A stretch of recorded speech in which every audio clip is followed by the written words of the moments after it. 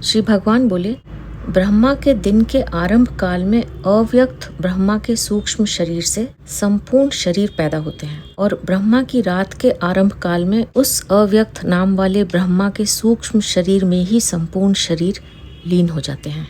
अत्यंत सूक्ष्म काल है परमाणु। 2 परमाणुओं का एक अणु और 3 अणुओं का एक त्रस रेणु होता है।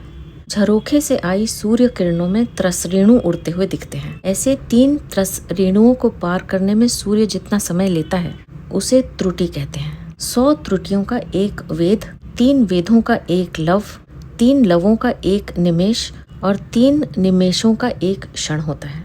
5 क्षणों की एक काष्ठा, 15 काष्ठाओं का एक लघु, 15 लघुओं की एक नाड़ी, 6 नाड़ियों का एक प्रहर और 8 प्रहरों का एक दिन रात होता है। 15 दिन रातों का एक पक्ष, 2 पक्षों का एक मास, 6 मासों का एक अयन और 2 अयनों का एक वर्ष होता है। इस प्रकार मनुष्यों के एक वर्ष के समान देवताओं की एक दिन रात है। अर्थात मनुष्यों का 6 महीनों का उत्तरायण देवताओं का दिन है और 6 महीनों का दक्षिणायन देवताओं की रात है। इस तरह देवताओं के समय का परिमाण मनुष्यों के समय के परिमाण से 360 गुना अधिक माना जाता है। इस हिसाब से मनुष्यों का एक वर्ष देवताओं के एक दिन रात, मनुष्यों के 30 वर्ष देवताओं का एक महीना और मनुष्यों के 360 वर्ष देवताओं का एक दिव्य वर्ष है। ऐसे ही मनुष्य के सत्य, त्रेता, द्वापर और कली, ये 4 युग बीतने पर देवताओं का एक दिव्य युग होता है।